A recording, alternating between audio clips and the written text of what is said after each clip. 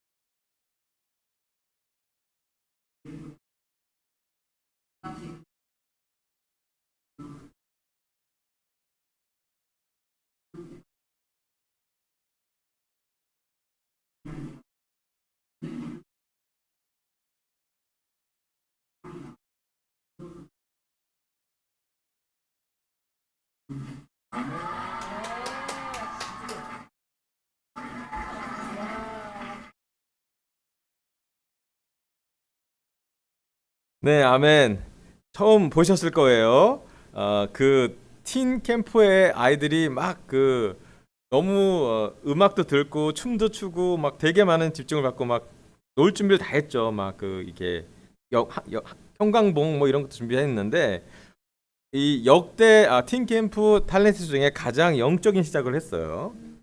고린도전서 13장을 우리 양태양 틴 예비틴이 다 암송한 것을 봤습니다. 어떠셨어요?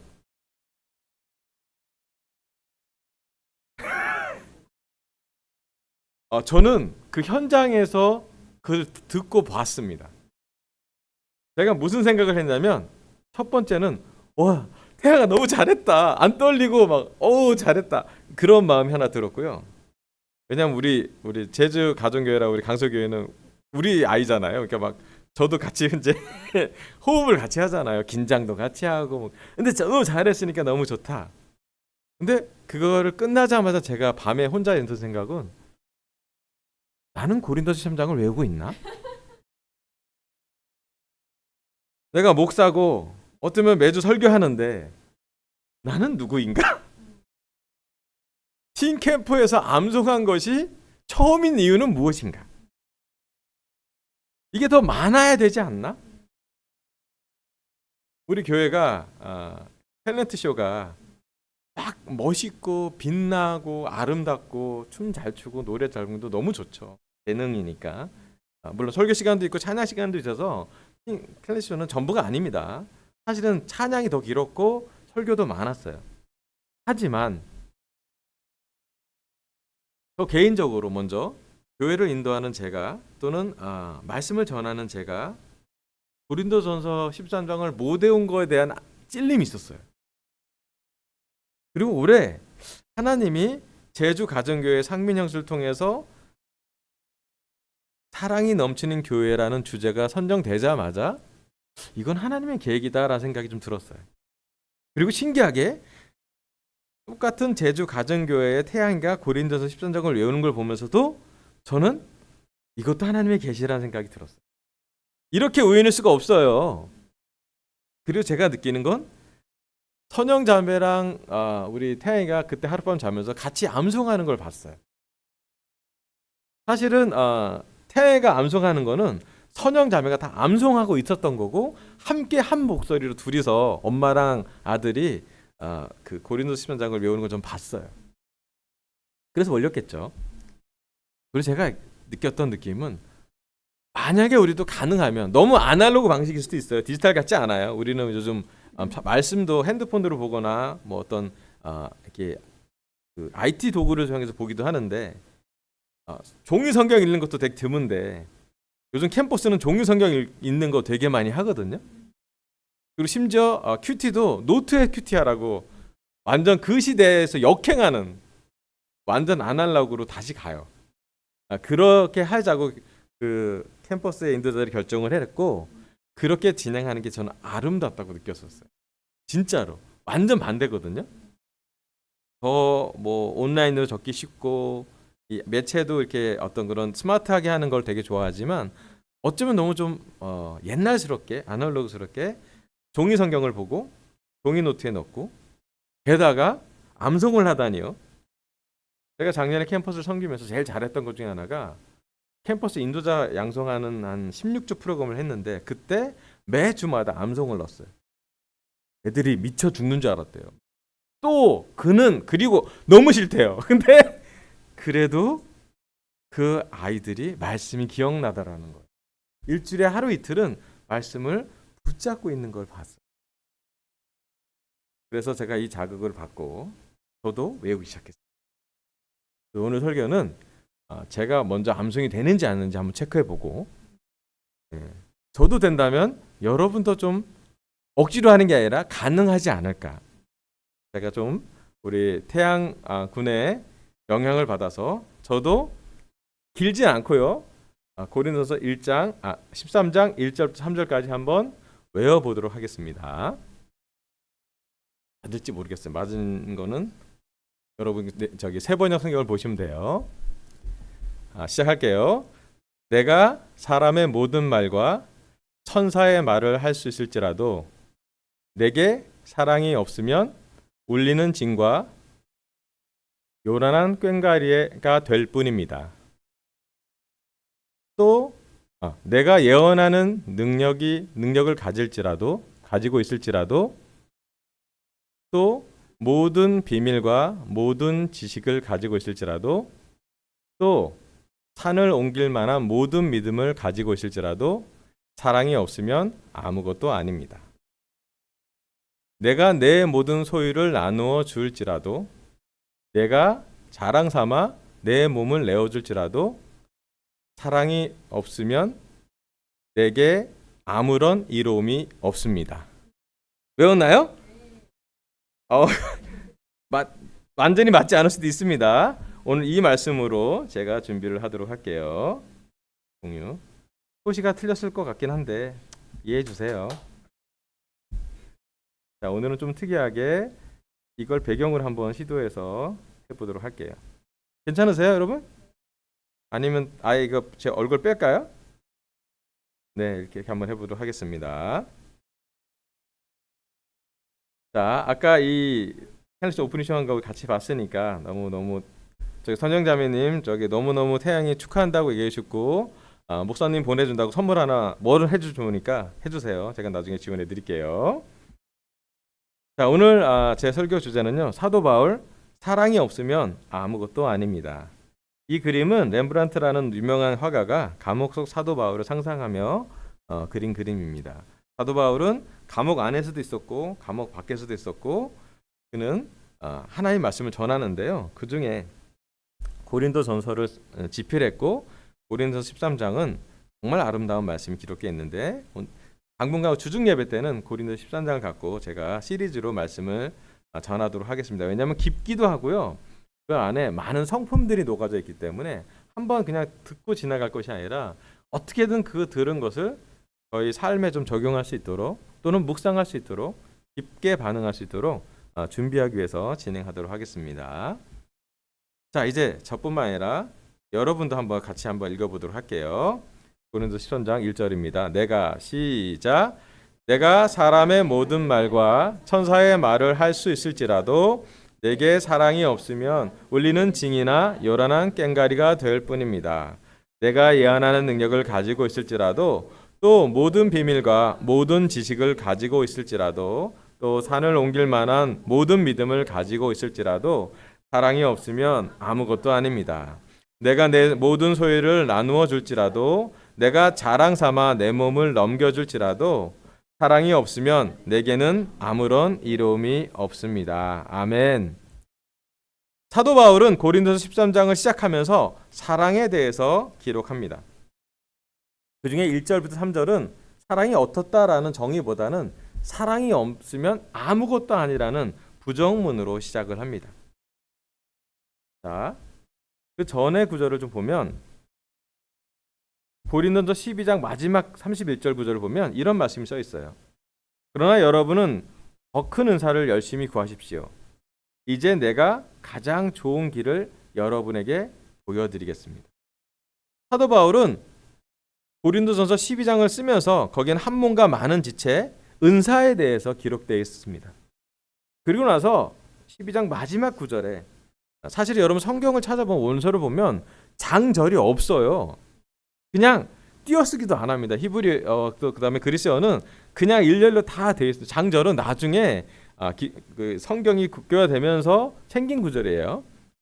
아무것도 아니고 제일 연결된 건 뭐냐면 이제 내가 가장 좋은 길, 은사와 한문과 많은 지체, 여러 은사 중에서 가장 좋은 길을 여러분한테 보여주겠다라고 얘기한 것이 고린도서 13장 사랑에 대한 구절입니다. 고린도전서 13장은 사랑장, 혹자는 본장을 가리켜 바울의 서신 가운데 가장 위대하고 가장 강력하며 가장 깊이 있는 기록이라고도 합니다. 또한 본장은 앞장에서 은사를 다루다가 갑자기 화제를 바꾸어 사랑을 말하고 있어서 어떠한 훌륭한 은사들이라도 이 세상에 국한된 것이고 일시적인 건 반면 사랑은 영원하고 절대적이며 은사를 발휘함에 있어서 필수적인 요소임을 보여주게 됩니다. 그 뒤로 와서 사랑에 대해서 이야기를 하죠. 그 중에 고린도 13장 1절은 이렇게 되어 있습니다. 내가 사람의 모든 말과 천사의 말을 할 수 있을지라도 내게 사랑이 없으면 울리는 징이나 요란한 꽹과리가 될 뿐입니다. 여기 1절에 나오는 사람의 모든 말과 천사의 말은 두 가지 언어로 이렇게 해석됩니다. 사람의 모든 말을 방언이라고 기록합니다. 방언은 외국어를 비롯하여 타 문화권의 사람들이 사용하는 모든 언어를 가리킵니다. 신약 성경에 자주 언급되던 방언이 일반적인 외국어를 가리키는지 그렇지 않으면 이해할 수 없는 특별한 방언을 가르치는 데 대한 자세한 설명은 고린도전서 14장 2절을 참고하면 됩니다. 그 내용은 영적 은사, 방언을 남용하지 말고 교회에 덕을 세우라는 것으로 기록됩니다. 천사의 말은 천사들이 사용하는 천상의 용어를 가리킵니다. 바울은 이러한 표현으로 최고의 경지까지 이른 방언의 은사를 표현한 것이라고 봅니다. 고린도 교회 교인 중에서 사랑의 실천은 없고 방언을 하며 진리의 말만 하는 사람들이 있었던 것으로 추정이 됩니다. 즉 고린도 교회는 보여지는 방언 그리고 심지어 알아듣지 못하는 언어를 하는 것이 영적으로 고가치 있는 너무 잘 지내는 사람으로 보여주는 문화가 있는 것이 고린도 교회라고 볼 수가 있습니다. 자, 그것을 얘기할 때 사도 바울은 이렇게 얘기합니다. 울리는 징과 요란한 꽹과리라고 얘기합니다. 여기 나온 징이란 구리로 만든 여러 종류의 악기를 가리키며 꽹과리란 크고 찢어지는 듯한 소리를 내는 오늘날의 심벌스와 같은 악기로 디오니소스나 키벨레 신전 등 이름난 이방 종교 제일에서 신들을 깨우거나 악령을 추방하는 의미로 이런 악기를 울렸다고 합니다. 이 악기들은 사람들의 감정을 흥분시키는 데 사용되기도 했습니다. 여기 나온 구절은 방언의 은사를 받은 사람에게 사랑이 없으면 생명이 없는 비인격적인 기구와 같은 것에 불과하다는 것을 시사해 주고 있습니다. 자, 사도 바울은 얘기합니다. 고린도 교회 사람들이 방언, 다른 문학과의 언어를 하건 또는 알아듣지 못하는 언어를 하든 간에 그 언어를 한다는 것 자체가 영적으로 우월한 것이 아니라 그렇게 할지라도 사랑이 없으면 아무것도 아니라고요. 고린도 교회의 여러 문제 중에 하나는 은사의 남용의 부분이 있었습니다. 방언하는 사람을 영적으로 높게 여겼던 문화가 있었는데요. 이 문화는 고린도 교회 문화뿐만 아니라 대한민국의 교회 문화도 밀접하게 연결되어 있습니다. 여러분, 한국 기독교 초창기와 부흥기에서 방언과 치유 은사는 아주 크게 영향을 주었습니다. 그러지 않아요? 우리 중에 오랫동안 교회를 다녔던 분들은 방언하는 수련회가 있었고요. 방언이 터지지 않으면 영적이지 않은 것처럼 느껴지는 그런 문화가 있었습니다. 그리고 치유 은사는 대형 교회로 가는 중요한 길이라고 절차라고 생각하는 사람도 많았어요. 사람들이 치유되는 걸 직접 눈으로 기적을 보여주는 것이에요.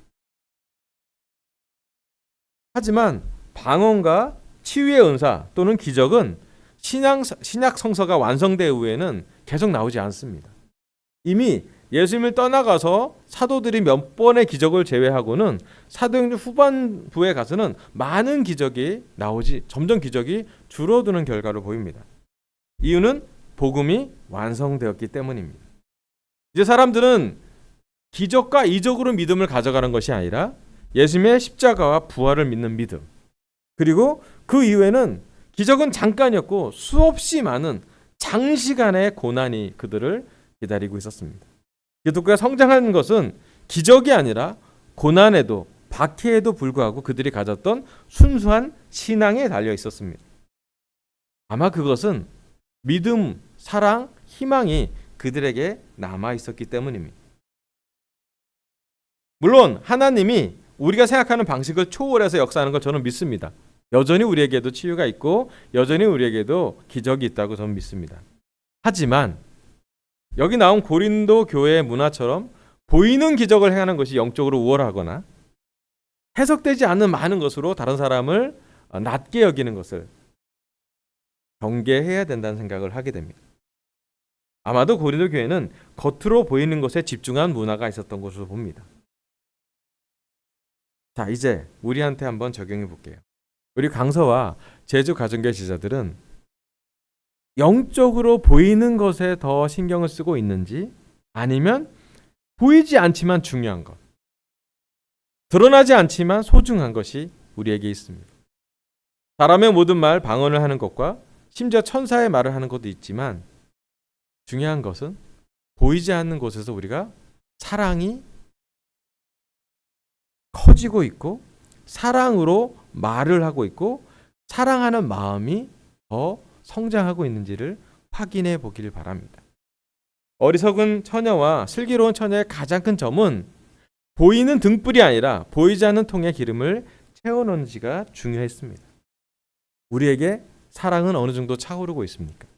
우리에게 믿음은 어느 정도 성장하고 있습니까? 우리에게 보이지 않는 것을 바라보는 영적인 중요한 가치, 예수님 보기에, 하나님 보기에 아주 소중한 가치는 얼마나 많은 방언을 갖고 얼마나 천사의 말을 잘하는 것보다 어쩌면 사도 바울이 말하는 것처럼 사랑이 커지고 사랑이 깊어지는 그 말과 그 삶과 그 문화가 중요한 것 같습니다. 보이는 방언 은사보다 보이지 않는 사랑이 내게 있는지 한번 묵상해 보기를 저는 바랍니다. 두 번째, 고린도서 14장 2절, 내가 예언하는 능력을 가지고 있을지라도, 또 모든 비밀과 모든 지식을 가지고 있을지라도, 또 산을 옮길 만한 모든 믿음을 가지고 있을지라도 사랑이 없으면 아무것도 아닙니다. 고린도서 13장 2절은 좀 더 강한 영적인 은사와 선물들을 꺼내옵니다. 여러분, 예언하는 능력을 가지고 있으면 어떨까요? 그러면 우리는 비트코인을 샀을 거고, 아마 작년 초반에 제가 여러분한테 삼성 또는 하이닉스를 사라고 강하게 권했을 거예요. 그럼 여러분, 오늘 우리의 헌금은 2배가 됩니다. 비트코인을 10년 전에 사라고 내가 얘기했으면 강서교회는 재정적인 염려할 필요 없어요.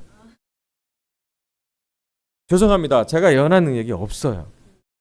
물론 여기서 예언하는 것은 단순히 미래를 예측하는 말만 하는 것이 아니라 대언, 하나님 말씀을 메시지를 전달하는 메신저의 능력이라고도 표현할 수 있습니다. 두 번째, 모든 비밀과 모든 지식을 가지면 어떨까요?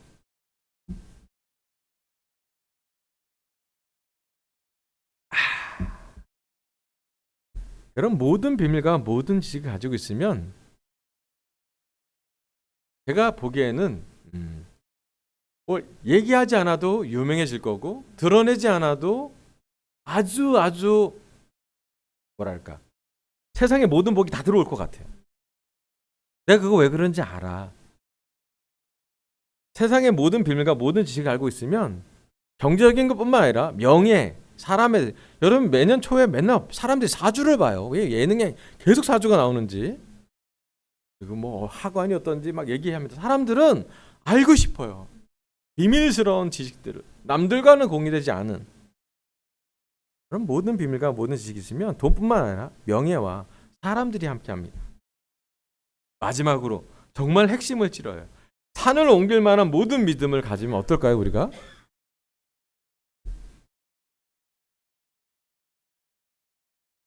산을 옮길 만한 믿음이 예수님이 얘기한 그 믿음의 본질 아닙니까? 저 자신 하나 믿음 있으면 어떻게 된대요? 여러분 보세요. 예언하는 능력, 비밀과 모든 지식, 산을 옮길 만한 믿음. 아마도 1세기 제자들이 가장 놀랍다고 생각하는 가치였을 거예요. 아마 이것을 추구하는 사람들이 고린도 교회에 많이 있었다고 보여집니다. 나는 예언하는 능력이 있어. 나는 지식이 많아. 야, 나는 믿음이 있어.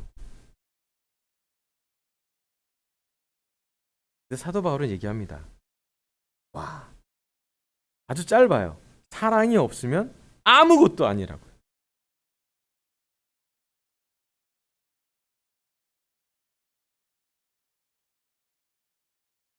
여기서 사도 바울은 이런 말을 했다고 주석은 얘기합니다. 하나님은 사람이 가진 은사나 기능보다도 그 사람의 인격과 품성을 더 중요시하며 아무리 큰 은사일지라도 사랑의 동기가 없으면 단순히 외적인 현상에 불과하다는 것을 가르치고 싶었다고요. 두 번째, 능력, 지식, 심지어 산을 옮길 만한 믿음이 있더라도 그 안에 사랑이 있는지. 여기서 특히 산을 옮길 만한 믿음은 구원과 관련된 믿음이 아니라 기적을 믿는, 이적을 믿는 그 믿음을 이야기합니다. 기적을 보면서 사람들이 따라오잖아요. 기적을 행하면 1세기도 그렇고 예수님도 그렇고 사람들이 모여서 5,000명 막 10,000명 모였었겠죠. 그러면 시간 오늘 우리 강서와 제주 가정교회 제자들이 예언하는 능력, 지식, 산을 옮길 만한 믿음을 추구하고 있는지. 그렇다면 그 밑에 우리는 사랑이 있는지 확인해 봐야 합니다. 놀랍게도 예수님의 십자가와 부활은 아름다운 과정은 아니었던 것 같아요. 능력, 비밀, 지식, 산을 옮길 만한 믿음이 십자가라로 보기엔 어려웠을 거예요. 하지만 세상에서 보기엔 어리석은 방법으로 어쩌면 미련하고 억울하고 무가치한 방법으로 예수님은 사랑을 표현했습니다. 하나님의 사랑은 그렇게 표현되어졌습니다. 때론 제가 목회자라서 고백하고 싶은 건 너무 사랑이 아름답게 보여지길 원해요. 교회가 아름답길 바라고요. 사람들의 성품이 아름답길 바라고요. 저희 삶이 판타지가 되길 바라요. 하지만 하나님이 예수님을 통해서 보여줬던 사랑의 모습은 판타지가 아니었고 정말로 실제적이었으며 고통과 함께하는 사랑이었습니다. 그리고 그것을 우리는 하나님의 사랑이라고 이해한다고 했습니다. 능력, 비밀, 지식, 기적 추구의 믿음을 추구하기보다 어쩌면 하나님은 고난 중에서도 어려움 중에서도 우리의 거친 성품 속에서도 사랑을 키우라고, 사랑이 있는지, 사랑 속에 살고 있는지, 사랑을 배우고 있는지, 사랑하고 있는지를 확인해 보라고 제안하고 싶습니다. 마지막 3절 말씀입니다. 내가 내 모든 소유를 나누어 줄지라도, 읽다 보니 내가 틀렸군요. 내 모든 소유를 뺐어요. 내가 자랑 삼아 내 몸을 넘겨줄지라도 사랑이 없으면 내게는 아무런 이로움이 없습니다. 자, 마지막에 첫 번째는 방언에 대한 은사가 나왔고요. 두 번째로는 믿음, 지식, 능력에 대한, 예언한 능력에 대한 나왔고요. 세 번째는 소유를 나눠주는 거예요. 부자 청년이 넘어졌던 그 항목. 그리고 내가 자랑 삼아 내 몸을 넘겨주는 거. 내 몸을 넘겨주는 것은 그 당시 1세기 제자들한테 궁극의 사랑으로 표현됩니다. 요한 1세도 나오잖아요. 친구를 위해서 자기 목숨, 예수님 복음서도 나오잖아요. 형제를 위해서 자기 목숨을 걸 요한 1세에 나오고요. 친구를 위해서 자기 목숨을 버리는 것이 최고의 사랑이라고 복음서에 예수님이 얘기합니다. 그 당시에 내 몸을 넘겨준다는 것은 최고의 사랑의 표현이었어요. 그런데도 얘기합니다. 사랑이 없으면 사람들은 혼란스러웠을 거예요. 고린도 교회 제자들은 야, 내 몸을 넘겨주는 게 최고의 사랑인데 사랑이 없다고? 그게 가능해? 라고 혼란스러웠을 거예요. 무엇이 사랑인지 그들은 복잡했을 거예요. 야, 방언하는 은사도 아니고 지식도 아니고 예언의 능력도 아니고 소유도 아니고 희생도 아니라고? 그럼 도대체 사랑이 뭐야? 라고 그들은 아주 괴롭게 혼란스럽게 사랑을 찾아가고 싶었습니다. 그리고 나서 고린도 전서 14장 4절에 시작하죠. 사랑은 언제나 오래 참고 라고 시작을 합니다. 다음 주부터 오래 참는 거에 대해서 말씀할 거예요. 고린도전서 13장 1절부터 3절은 사랑이 아닌 것을 또는 사랑이 없는 것을 강하게 전달함으로써 기독교의 많은 가치, 그 당시 고린도 교회의 많은 가치가 사랑이 없을 수도 있다라는 아주 큰 혼란을, 아주 큰 자기 주장을 전달하게 됩니다. 아마 고린도 교회 제자들은 고린도서 13장 1절부터 3절을 보면 도대체 사랑이 뭐야? 라고 답답해할 수도 있었어요. 그래서 더 사랑에 집중할 수 있었던 것이죠. 소유와 몸을 내어주는 희생보다 그 안에 사랑이 있는지를 사도 바울은 묵상해 보길 바랬던 것 같아요. 그리고 얘기합니다. 이 모든 걸 다 할지라도 사랑이 없으면 내게 아무런 이로움이 없다고요. 자, 이제 우리 강서와 제주 가정교회 제자들에게 사도 바울의 메시지를 통해서 전달하고 싶어요. 요즘 우리는 사랑이 있습니까? 올해 우리는 작년보다 사랑이 성장하고 있습니까?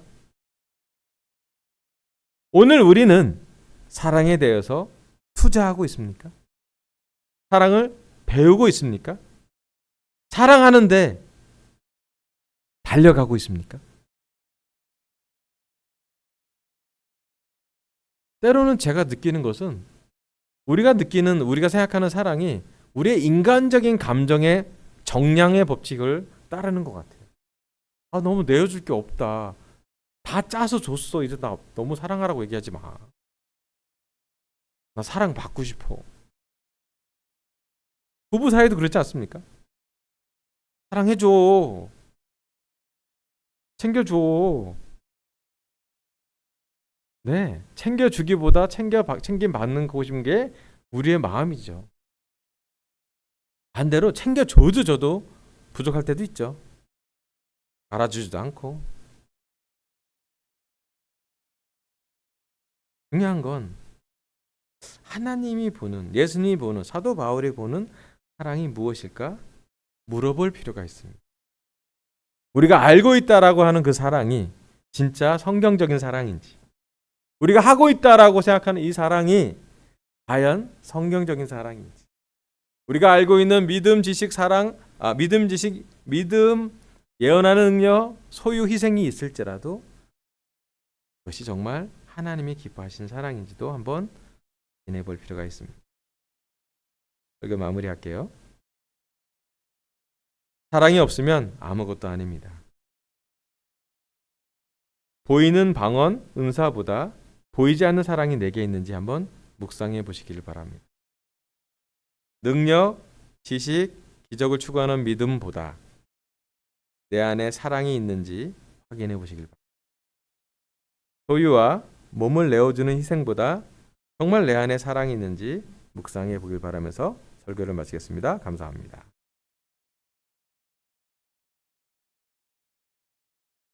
네, 오늘 설교는 어떤 결론보다 열린 결론이라고 생각할 수 있을 것 같아요. 저는 이 설교를 하면서 우리가 정말 우리 사랑이 어떤지 한번 돌아보기를 희망합니다.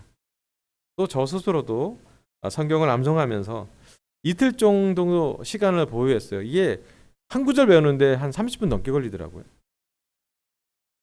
그런데 좋았어요.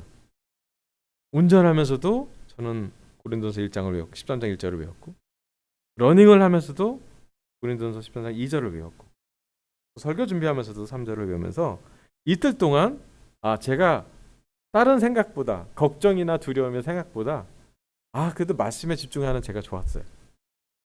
그리고 너무너무 아날로그 방식일 수도 있고 무식한 것일 수도 있고 아름다워 보이지도 않은데, 저는 그렇게 하는 게 저희한테 좀 필요하다는 생각을 하게 됩니다. 여러분, 때로는 성경을 암송해 보시고요, 성경을 필사해 보시고요,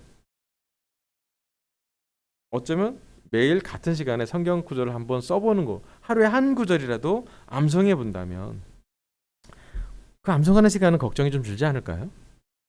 그 암송하는 시간은 좀 마음이 좋지 않을까요? 또 더 중요한 건 암송하는 행위보다 그 말씀을 보면서 내가 사랑이 있는지 본다면 저한테 되게 중요할 거라 생각이 들었고, 정말 중요한 의미의 시간을 2020년 이 상반기에 우리가 해야겠다 생각이 들었어요. 그것은 사랑을 잘 알고 있는 것처럼 우리가 알고 있지만 마치 모르는 것처럼 배우고, 사랑을 알고 있지만 사랑을 깊이 가려고 겸손하게 배워가는 과정을 가면 너무 좋겠다는 생각을 듭니다. 그리고 다시 한번 2020년 시작을 양태양 군에게 고린도 13장을 외우게 해준 선영자매에게 감사하고 싶고요. 그리고 우리에게도 가능하면 말씀을 읽고 외우고 적고, 또 가능하다면 말씀대로 쉽게 묵상할 수 있기를 부탁하고 있습니다. 자, 광고 말씀드릴게요. 광고랑 기도를 할게요.